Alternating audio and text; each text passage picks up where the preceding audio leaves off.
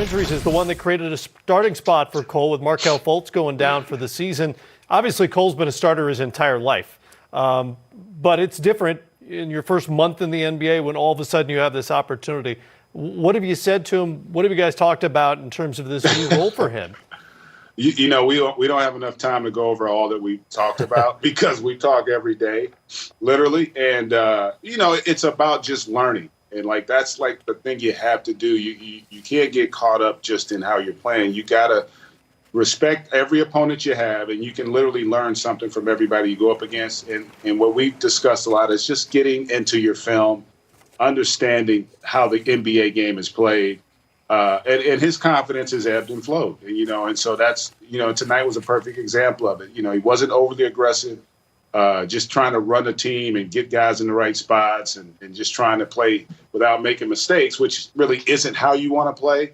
But when you don't have the confidence, you tend to lean that way. And so for him to be able to have had some good moments, I thought he played well even against the Knicks. He didn't shoot it well, but he played well. And so, those are, you find little things, moral victories, if you will, on this journey, especially your first year. And you made the point, Matt, he didn't have summer league. And he really didn't have a full season because he had knee surgery. And he had been out for a long time. And so, all these young players are going through that. And it's a challenge, but then to be thrust into that starting lineup and then to have to do it with the, depleted roster makes it extremely difficult for him. Probably has expedited his learning curve a little bit, but I think ultimately he'll be better for it, because he's going to get to have some more positive experiences and he'll be able to build off of this, as will the team, as they move forward. And hopefully they start to get healthy as they get closer to the end of this road trip. Sometimes as a rookie point guard, you've got to manage the game. Sometimes you've got to make a game-winning shot. That was the case tonight. It turned out to be the first game-winning, buzzer-beating three-pointer for the Magic in nearly 10 years. Jim Nelson back in March of 2011. All right, you spoke of confidence. Let's get to the Nets and three stars who are not short of confidence at this point in their careers, playing for the first time as a trio. Kyrie Irving back after missing 7 games. As Kevin Durant, and James Harden, the rest of the Nets took on the Cleveland Cavaliers back in Kyrie's old stomping grounds, and he looked comfortable. In fact, the Nets hit their first 10 shots of this game. And this is an interesting dynamic because Kyrie is returning to Cleveland for the first time, playing. He got his ring tonight, so you could tell a little bit he was forcing it a little bit more than even he normally does. To the fourth quarter, Kevin Durant, 3 and 1. He made the foul shot. How about James Harden? Over Colin Sexton. He'll appear later in the highlight. Yeah, for most people, that's a bailout shot. For James Harden, that's the shot. And then Kyrie knocks down the corner 3. He was 3 of 8 from out there. He went for 37 on the night. Joe Harris, no. And they stick with it. It's Irving with the tip-in game tied at 113. Final seconds. Irving makes contact with Colin Sexton. It's a coach's challenge. Initially called an offensive foul. It was overturned. Good challenge by Steve Nash. I could have gone either way, to be honest. It really could go either way. From different angles, it told a different story. But eventually, I do believe in letting the players figure out the outcome of the game. They would go to a jump ball, and we go to overtime. Durant to Irving for 3. 96 points off the fingertips of the new big 3. But there's Sexton. Gets it blocked, finds Larry Nance Jr. for 3. And Larry Nance Jr. shooting 3 of 5 from beyond the arc. 2 big threes in overtime. How about Jeff Green to give Brooklyn the lead at 123-120? Of course it was Jeff Green. Last chance for the Cavs. It's Sexton. And it's pure. To tie it up at 127, and this game goes to a second overtime. Kevin Love and the Cavalier bench, loving life right now. Overtime number 2, and Colin Sexton, Candace, hijacked the highlight. He hijacked the highlight. You could tell he was mad early on, missing 2 free throws, but he came out with a vengeance, knocking down the 3 and just really taking over, scoring for his team in the overtime period. 5 of 11 from the great beyond. Sexton with 20 straight Cavalier points, part of a career-high 42-point night as Sexton and the Cavs spoil the Big Three's debut. Sexton, by the way, drafted by Cleveland with a pick acquired from Boston in the Kyrie Irving trade. It all comes back around full circle. Sexton with the biggest night of his young NBA life. Here he was afterward. Man, this win tonight, it just showed that when we're all fully healthy and everybody's back, I feel like we can do a whole lot. It was a tough-fought game. We continue to fight to the end, and they're a really good team, but we can't celebrate this one. We got them on Friday again. Always playing the game that I love. I'm grateful, so I never take it for granted. And then also to be, playing with Kevin Durant, James Harden, just those names alone right now, just like we're having some fun. But it's not just about us, and I always say that. We'll have good nights, we'll have great nights, but it's how we galvanize this group together and how we sacrifice and compromise for the greater good. And that still remains to be seen. Obviously, one game's out the way, but I'm excited for what's to come. It felt perfect. It felt like we belong together. It felt like, this journey together is going to be fun. It was a tough first start, and especially it was an up and down game for us. But, I like where we are. We started off the game very, very, very good. Just the entire game, we just got to find a way to get stops when we need to. Offensively, they're not statistically, they're not a very good team, but they made some shots tonight. So we just got to watch some film, get better, and, chip away. We're still early in this process. It's only game one for all of us. So we got a long way to go, but we're still excited about, everything that's going on.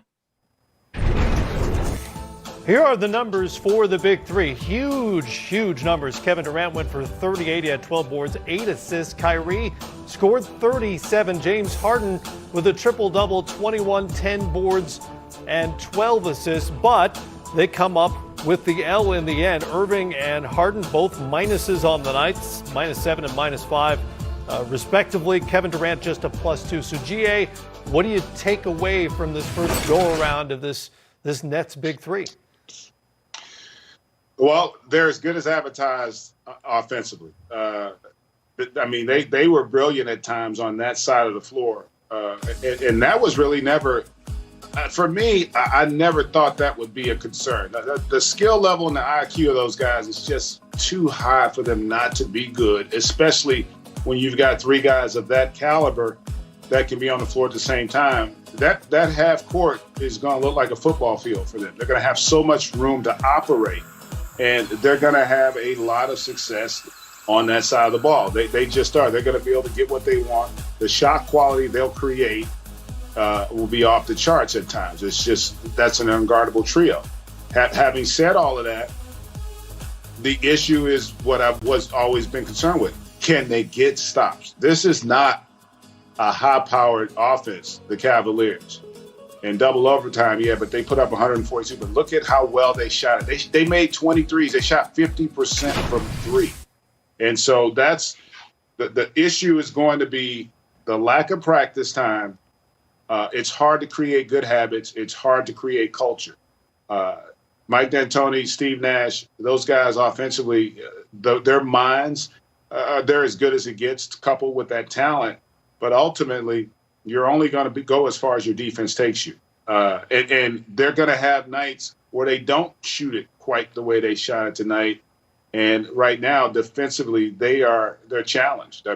Even in the first few games for Harden, without Kyrie, they just struggled on that side of the ball. So that's going to be it's got to be a priority for them. They've got to get better at it. They're just too good offensively to not be a factor in that Eastern Conference. But if their defense doesn't improve, it's going to be a challenge for them to ultimately win the East. And let's face it, that's what the goal is. Yeah, CP, defense and depth were, for me at least, the two big questions when they put this trio together. They only got 10 points off their bench in this game. But I thought watching them play that they played basically ego-free, which is a good sign if you're a Nets fan, in that they worked together. They made the right passes generally and made the right basketball play, at least on the offensive end. Yes, it seemed as though, especially, Kevin Durant and James Harden. If you look at the stats, James Harden only took 14 shots, Kevin Durant 12 of 25. Kyrie shooting over 50% with 15 for 28, but where I start to look is Durant with 8 assists. We saw him improve throughout this year in creation. He's had a season high, career high in assists this season with the Nets. And early on in their first couple games of the season, I saw that the Nets were passing up good shots to get great ones. And with these three, sometimes bad shots for other people are great shots for these three because they're so dynamic and can score in so many different ways. But at the same time, you're seeing Kevin Durant with 8 assists, James Harden with 12 assists, and your point guard, Kyrie Irving, with 3. And to me, I think that was kind of where everybody saw this and saw a problem with possibly if we are going to poke holes in this offense. There were a number of times where Kyrie can make those tough shots. We've seen him make those tough shots. But down the stretch, it did seem like he was shooting a lot of fadeaways. The passes were maybe a little bit late, and that comes with timing and all of that. Also, being back in Cleveland, you have to think that he was pressing a little bit and wanted to do a little bit more. And as teammates, you know when somebody goes home or goes back to where they played before, you want to get them going and you want to, really get them going offensively. So I do think some of those kinks will be worked out offensively, but I'm with GA. They've got to figure out how to defend. And I do think that at some point they need to go out and get another big because you don't want Kevin Durant to have to guard in the post night in and night out. Right. They only played 4 off the bench tonight, and Reggie Perry is a rookie. Played about 10 minutes in this game. He had 4 points, but it's a lot to ask out of him for an elite level contending type team in the Eastern Conference. Colin Sexton, he spoiled the show for the big three with 42. CP, a lot of those shots were easy in terms of them being open, him having space, but you still got to make it go, and the young man was great tonight. The young man down the stretch hit shot after shot. I mean, you see this finish attacking the paint. The Cavaliers both offensively destroyed Brooklyn in the paint, 64-48, but then outshot the 3-ball well. And that was a critique of Colin Sexton's game was his jump shot going to be able to catch up with the NBA and other point guards, because you have to be able to shoot the 3 from the point guard spot. And he made big play after big play, shot after shot, and just seemed to will his team to victory. And it was a lot of fun to watch him. We knew he competed, but to see him shoot that percentage from the field. And GA, the Cavaliers are 7-7 now. And, they've dealt with a lot of injuries too, right? Darius Garland's still out. Sexton just recently came back, and, they compete. They have found a way to become a pretty proficient offensive team. I mean, when you look at the roster, you don't think that they're going to be that good offensively. But Sexton, and you guys saw that, I mean, that young man has got the heart of a lion. Like, he just has a belief system that to be great in this league, you have to have. And the other thing, you saw it in that clip of him, that how small Brooklyn was, right? They had no rim protection, and they couldn't control the defensive backboard. And so remember, I think he got 2 offensive rebounds in that stretch. They were able to keep possessions alive, get multiple possessions, and that it creates a challenge for you. And they just fought. He was amazing. That's a guy, if you haven't watched him play a lot as an NBA fan, he's somebody you'd be willing to pay to go watch, because he competes, he brings it, and his guys feed off of his energy. He walks in, and even in tonight's game, he felt like he was the best player on the floor.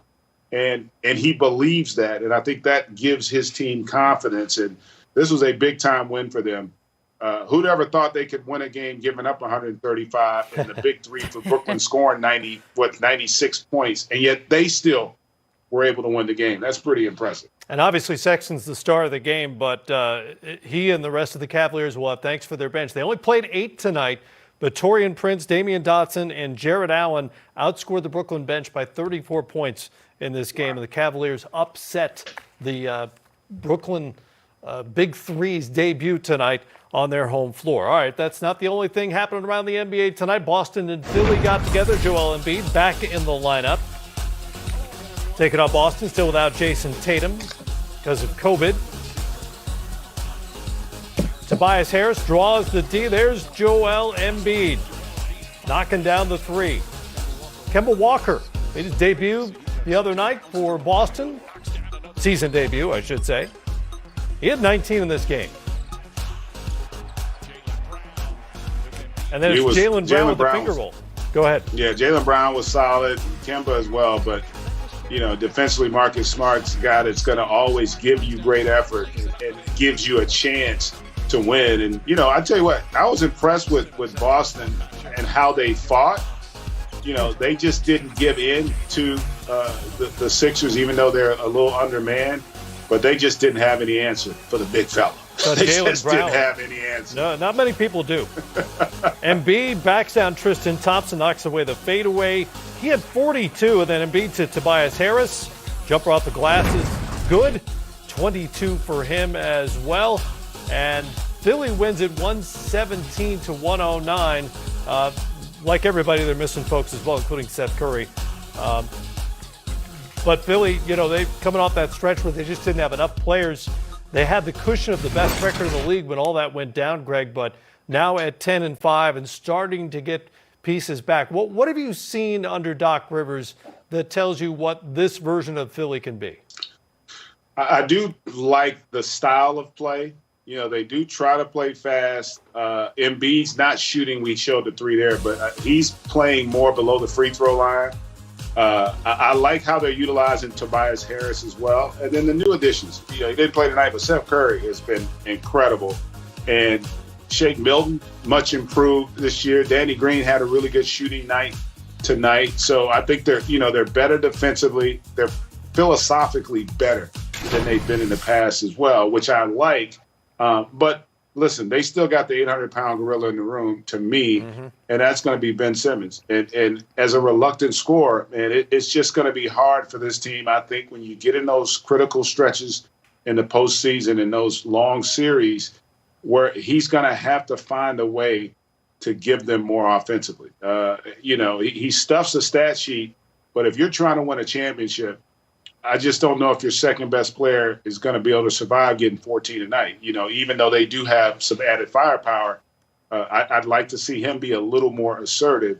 But I tell you, Joel Embiid right now playing as an MVP, like an MVP, and everybody else, their whole team, I just like how they're playing. And but for their issues that they couldn't control, they'd have the best record in the league right now. Yeah, Curry and Green are there to space the floor in those moments that Greg talked about late in games, Candace. But Ben Simmons is still Ben Simmons, and he still plays the way he plays. He's an incredible defender and sees the floor and does a lot of positive things. But as G.A. mentioned, at the end of games, where do you put him? How do you space it?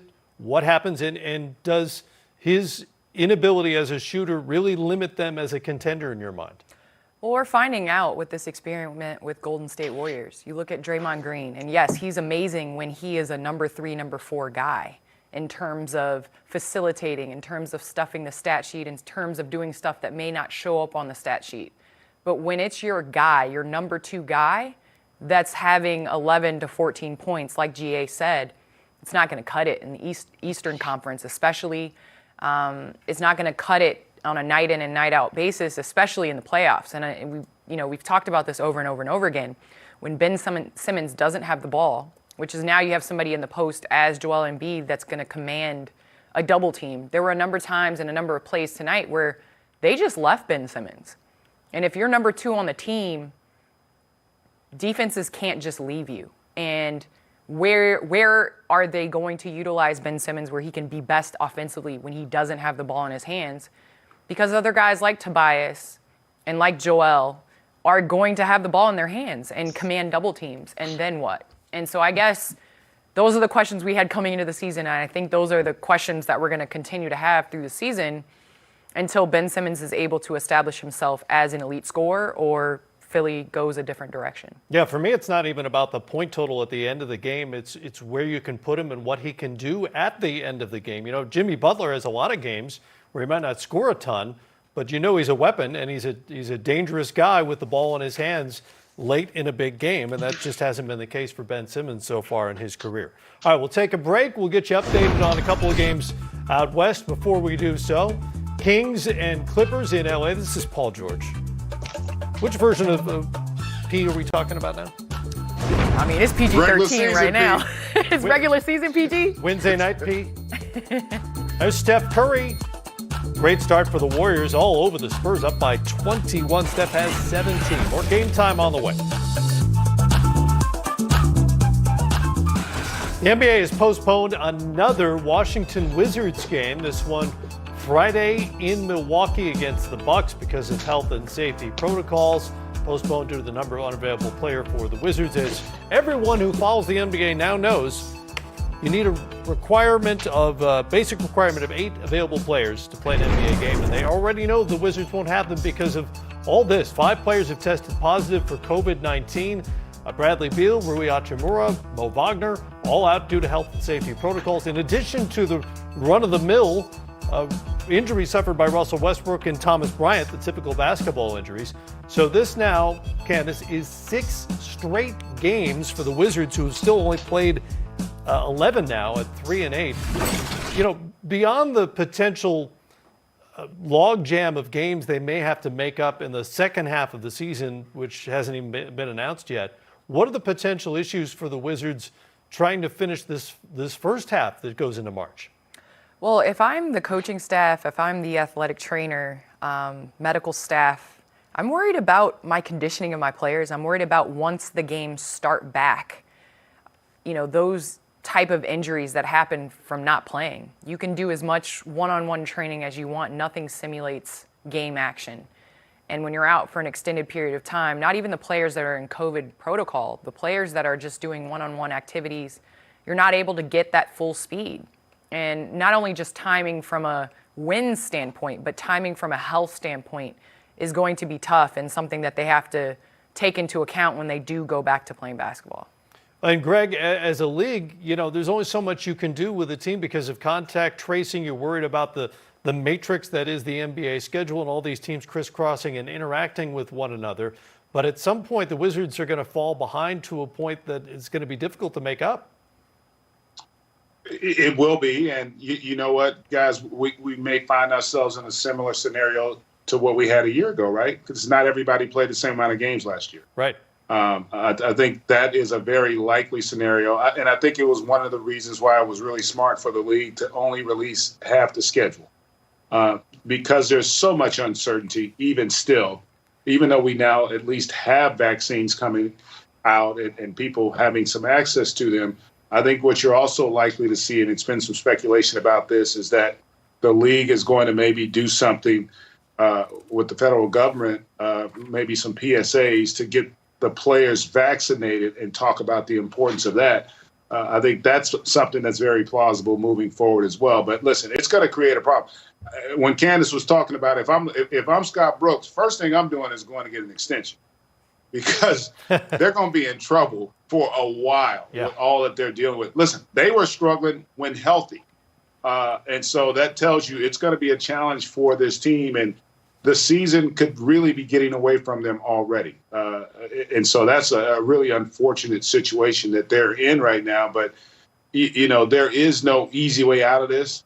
You just, as a league, we got to be patient. The Wizards are going to have to be patient and figure out a way to kind of just keep their guys, to Candace's point, with some level of conditioning. But you can't replicate adrenaline. And so when you're not having any game action, it makes it really hard and creates even more of a challenge for an already depleted roster. Yeah, it's bad enough missing the games. It's going to be even tougher when they finally return to playing NBA basketball again, whenever that might be. Again, the Wizards game in Milwaukee for Friday has been postponed due to health and safety protocols. Their 6th straight game postponed. Let's get to another highlight. The Mavericks were in Indiana tonight. Karis LeVert on the sideline, still hasn't made his Pacers debut after that mass was discovered on his kidney. He said today it may have saved him because it was previously undiagnosed. He was asymptomatic. No way of knowing that was there, but for the physical that comes with the trade, that's automatic. You see Kristaps Porzingis went for a season-high 27. Short season for him so far. Third quarter, Domantas Sabonis powering his way in. He had 25 and 9. And when I talk about a duo, if Porzingis can get going and stay healthy, this Dallas Mavericks team, they have 4 crucial guys out, and they're still able to put together a win against a great Indiana Pacers team. Malcolm Brogdon had 26, Doncic to Hardaway for 3, Tim Hardaway Jr. He had 19. And then it's Hardaway all the way to the rim. Dallas wins it 124-112. They end a 3-game losing streak. Pacers, one of the hottest teams in the league to start the season, but they've lost 3 of their last 5. First of a 4-game homestand for the Pacers after coming home from a 2-2 trip. Another triple-double for Luka Doncic as he goes for 13, 12, and 12. And at this point, GA, in what class do you place Doncic in terms of a guy you have to think about not only on the whiteboard, but how you're going to strategize to either take the ball out of his hands or, what do you do with him? Well, listen, he is, I think, gotten to the point now where he truly is a legit superstar in this league. He's box office. And the style in which he plays, listen, I don't know that you can stop him. What you want to do is make the game harder. And you saw it even tonight. You want to make him inefficient. And that's what the Pacers were able to do. He's only 5 of 15. He hasn't shot it particularly well, especially from 3. But he's done everything else well. His ability to fill his head, when you're talking about a guy with the usage that he has, he does a terrific job of keeping everybody involved. And this was a great win for them because he wasn't as good tonight and other guys were having a big impact on it. That's why I think this team could ultimately be scary.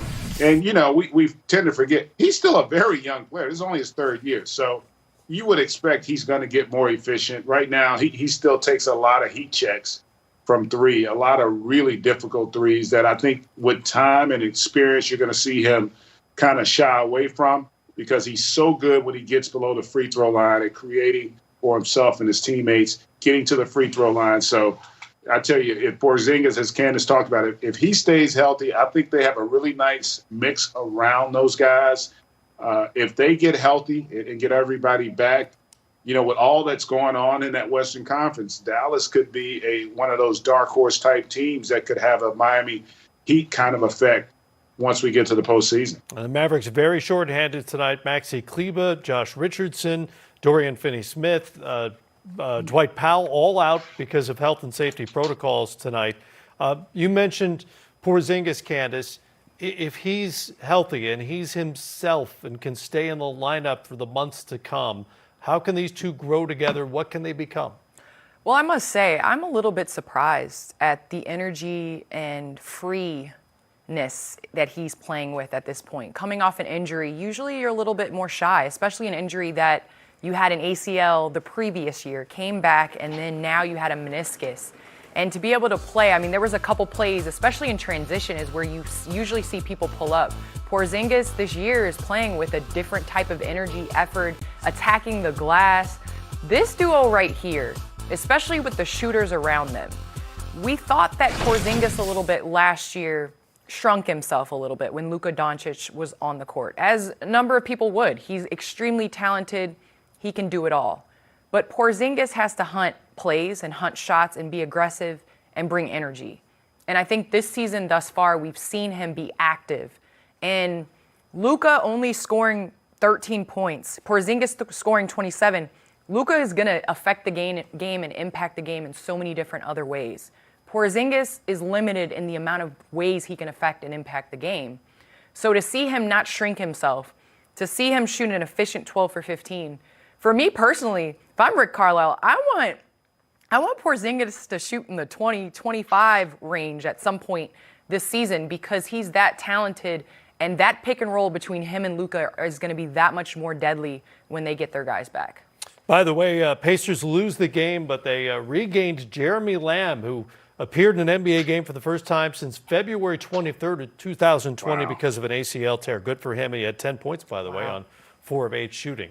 All right, Pistons here in Atlanta tonight and led the Hawks by as many as 17. Horrible start for Trae Young in the first half, but he got it going in the third quarter with 21 in the quarter and finished with 38. And I tell you, they're going to need him to be aggressive offensively. And that man, Grant, just continues to have a positive and productive impact for the Pistons. Jeremy Grant had 32. Young to the rim and the layup. Detroit's lead is down to 5. Blake Griffin, lowest scoring average of his career so far, but what a shot and what a finish. made the free throw as well, and it's back to a 5-point lead. But Young finds Clint Capella for the dunk. Capella with 27 points and a career-high 26 rebounds.